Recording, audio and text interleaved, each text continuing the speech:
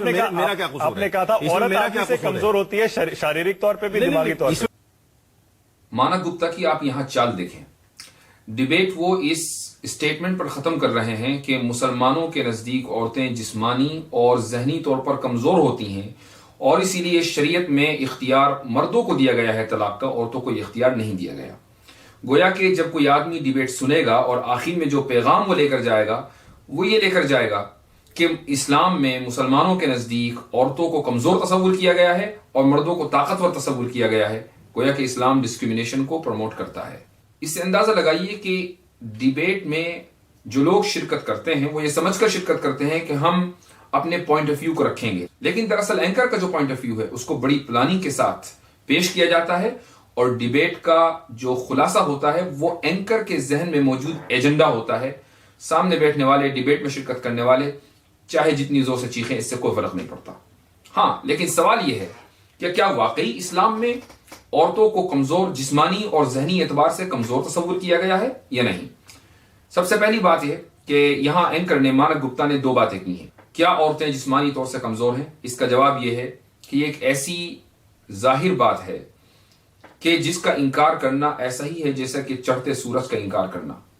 अगर औरतें जिस्मानी और एतबार से कमजोर ना होती तो फिर क्या वजह है कि इंडियन गवर्नमेंट को या इंडियन आर्मी को 50 साल लग गए औरतों को आर्मी में भर्ती करने में। 1992 में इंडियन आर्मी ने औरतों को एक्सेप्ट करना शुरू किया और आज भी अगर आप देखें औरतों का इंडियन आर्मी में जो परसेंटेज है उसे 5% है। अगर औरतें मर्दों की जितनी ताकतवर होती हैं और फिजिकली वो इतनी ही फिट होती हैं जितना कि मर्द होते हैं, तो फिर क्यों इंडियन आर्मी में खवातीन और मर्दों का रेशियो 50-50 नहीं है? इंडियन आर्मी में 50% वुमेन क्यों नहीं है? मैं सवाल करता हूं उन लोगों से जो जेंडर इक्वालिटी को हर जगह लाना चाहते हैं। सबसे पहले उन गवर्नमेंट इंस्टीट्यूशंस में लाएं जहां जेंडर इक्वालिटी का खुलकर मजाक उड़ाया जा रहा है, जहां औरतों को यह कहा जा रहा है कि औरतें जिस्मानी एतबार से कमजोर हैं इसलिए वो आर्मी में सर्व नहीं कर सकती हैं। अब यहां आपके दूसरे सवाल का जवाब देता हूं कि क्या वाकई औरतें जहनी तौर से भी कमजोर होती हैं? मैं समझता हूं कि दुनिया का कोई भी आदमी औरतों को जहनी तौर से कमजोर करार नहीं देगा। न इस्लाम में ऐसा कोई तस्वुर है और न ही कोई मुसलमान इस बात का कायल है। हाँ, मुस्लिम रसूलुल्लाह के एफिडेविट में जो बात कही गई है वो ये है कि औरतें ज्यादा जज्बाती होती हैं और बहुत सी मरतबा अपने इमोशनल रिएक्शन की वजह से वो तलाक दे देती हैं और यही वजह है कि शरीयत ने उनको तलाक का इख्तियार नहीं दिया। और ये बात कोई मुस्लिम रसूलुल्लाह ने नहीं कही, ये बात कोई ऐसा नहीं है कि सिर्फ इस्लाम में इसका तस्वुर है या मुसलमानों में इसका तस्वुर है, बल्कि जिन लोगों की आप दिन रात नकल करते नहीं थकते यानी वेस्ट, वो लोग भी इस बात के कायल हैं कि मर्दों और औरतों में जहनी एतबार से बड़ा फर्क है। वर्गिज ये नहीं कहते कि मर्द जहनी एतबार से मजबूत होते हैं और औरतें कमजोर होती हैं। यहां बात कमजोरी और मजबूती की नहीं है, बल्कि यहां यह बात हो रही है कि मर्द और औरत किस तरीके से डिफरेंट अंदाज से, मुख्तलिफ तरीके से इमोशनली रिएक्ट करते हैं। यूनिवर्सिटी ऑफ मॉन्ट्रियल की एंड्रीना मेड्रिक ने एक रिसर्च की जिसको साइकोन्यूरो एंडोक्रिनोलॉजी नामी जर्नल ने 2015 के अपने इशू में शाया किया। उन्होंने जो अपनी रिसर्च की है उसमें 26 औरतें और 21 मर्द शामिल थे और उस रिसर्च का खुलासा उन्होंने उस जर्नल में लिखा है। वो ये कहती हैं, greater emotional reactivity in women may explain many things, such as their being twice likely to suffer from depression and anxiety disorder to men. इससे साफ पता चलता है कि औरतों का ब्रेन डिफरेंट तरीके से काम करता है और मर्दों का डिफरेंट। उन्होंने अपने सर्वे में लिखा है कि जब मर्दों और औरतों दोनों के ग्रुप को नेगेटिव इमेजेस दिखाई गई तो औरतों के अंदर इमोशनली रिएक्शन था वो ज्यादा था मर्दों की बनिस्बत। इसका मतलब यह है कि मर्दों के अंदर इमोशनली रिएक्शन नेगेटिव चीजों को देखकर कम होता है और औरतों के अंदर ज्यादा होता है। तलाक इमोशनल रिएक्शन ही का नाम है। बहुत सी मर्तबा छोटी छोटी बातों पर आपस में डिबेट होती है और आखिरकार उस डिबेट का और उस नेगेटिव एनवायरनमेंट का जो रिएक्शन निकलता है वो तलाक की सूरत में सामने आता है। बाज मर्तबा मर्द भी उस इमोशनली रिएक्शन का शिकार हो जाते हैं और अगर यही इख्तियार औरतों को दे दिया जाए तो शायद फिर कोई भी दुनिया का घर तलाक से महफूज नहीं हो पाएगा। यह बात किसी मुस्लिम पर्सनल लॉ बोर्ड ने पहली मर्तबा नहीं कही, यह बात किसी मुसलमान ने पहली मर्तबा नहीं कही, बल्कि यूनिवर्सिटी ऑफ मॉन्ट्रियल का रिसर्च पेपर जो इस इंटरनेशनल जर्नल में छपा है और यह जर्नल अपनी फील्ड का सबसे ज्यादा ऑथेंटिक जर्नल है। अगर उसमें छपे हुए रिसर्च पेपर की आपके नजदीक कोई वैल्यू नहीं है तो फिर आप अपने स्टैंडर्ड्स पर खुश होइए। आपको मेरे इस जवाब से जरूर अंदाजा हुआ होगा कि मुसलमान आज जो बात कह रहे हैं वो इंटरनेशनल स्टैंडर्ड्स के एतबार से पूरी उतरती है, और आप जो बात कह रहे हैं उसका ताल्लुक सिर्फ और सिर्फ आपकी जिहालत और इग्नोरेंस से है। इन डिबेट्स को देखकर यह पता चलता है कि एंकर अपने एजेंडे के ऊपर स्टडी करके आता है, उसके अलावा उसको दुनिया के फैक्ट्स पता ही नहीं है। इसलिए मैं ऐसे एंकर्स को लकी इग्नोरेंट कहता हूं कि जो अपने जिहालत के बावजूद उनकी खुशकिस्मती है कि वो नेशनल मीडिया पर बैठकर दुनिया को बेवकूफ बनाते हैं। और ये स्टडी कोई पहली मर्तबा नहीं हुई, बल्कि वेस्टर्न यूनिवर्सिटीज और साइकोलॉजिकल एसोसिएशंस एक अरसे से ये मानती आई हैं कि मर्द और औरत दोनों के ब्रेन डिफरेंटली फंक्शन करते हैं।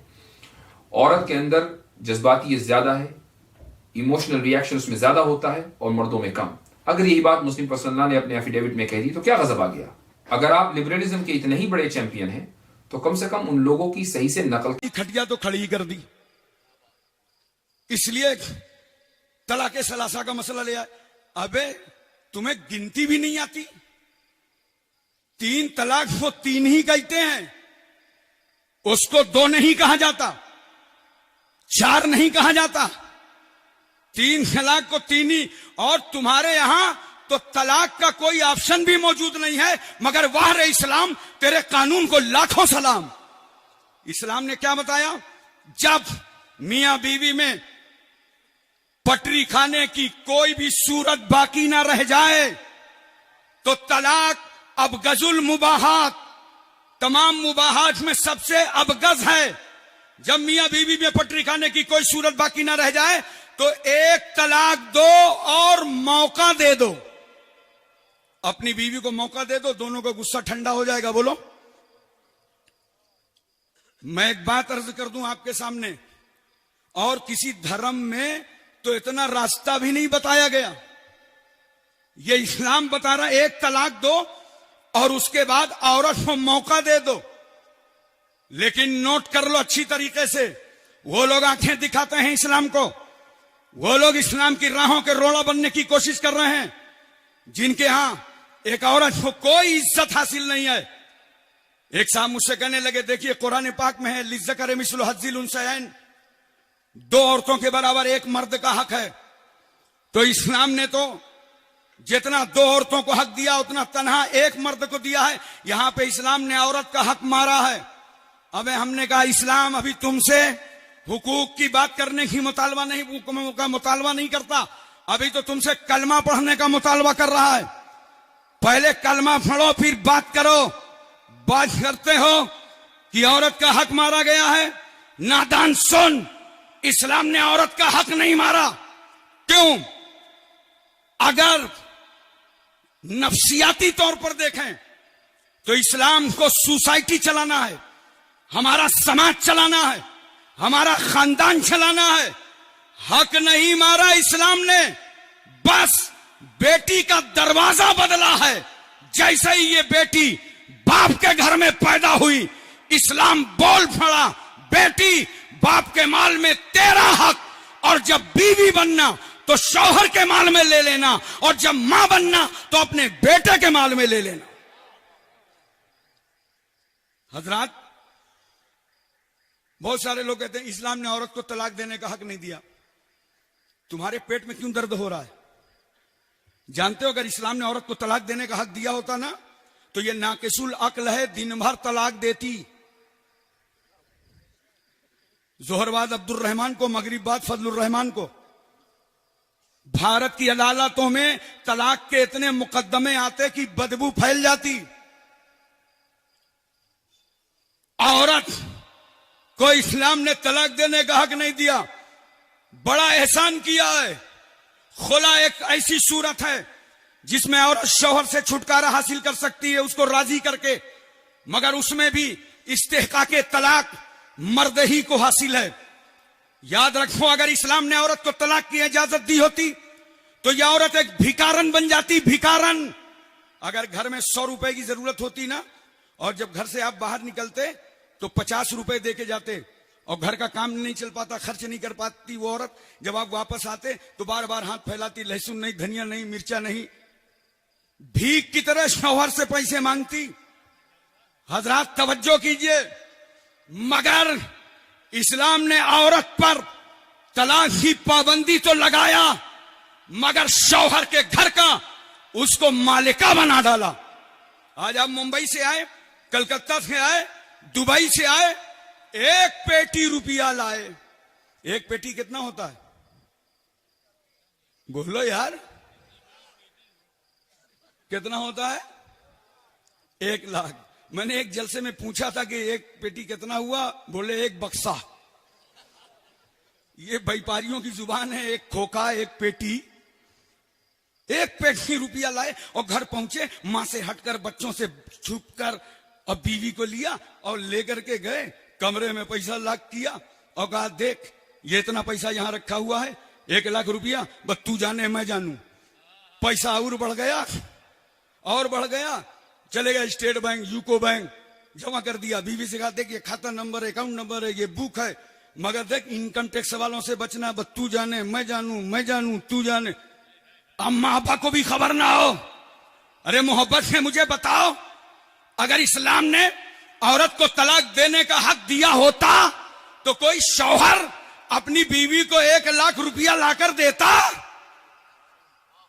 अबे कहीं ऐसा ना हो तलाक भी दे जाए, 1 लाख भी ले जाए। कोई शौहर बीवी के नाम खाता लिखाता, कहीं ऐसा ना हो खाता भी ले जाए, धोखा भी दे जाए, तलाक भी दे जाए। आज आप मार्केट बनवा रहे हैं 5 बीवी के नाम से, 4 आपके नाम से, जमीन खरीदा 5 बीघा बीवी के नाम से, 2 बीघा अपने नाम से। अब बताओ, अगर औरत को तलाक देने की इजाजत होती तो कोई भी इंसान मार्केट बनवाता बीवी के नाम, जमीन खरीदता बीवी के नाम? क्यों? तलाक भी दे जाए, माल भी ले जाए। नोट करो, इस्लाम ने औरत की तलाक पर पाबंदी तो लगाया, मगर उस औरत को शौहर के घर का मालिका बना डाला। आज देख लो औरतें किस तरह मालिकाना जिंदगी शौहरों के घरों में गुजार रही। बोलो हजरात, एक बात मैं और अर्ज करूं।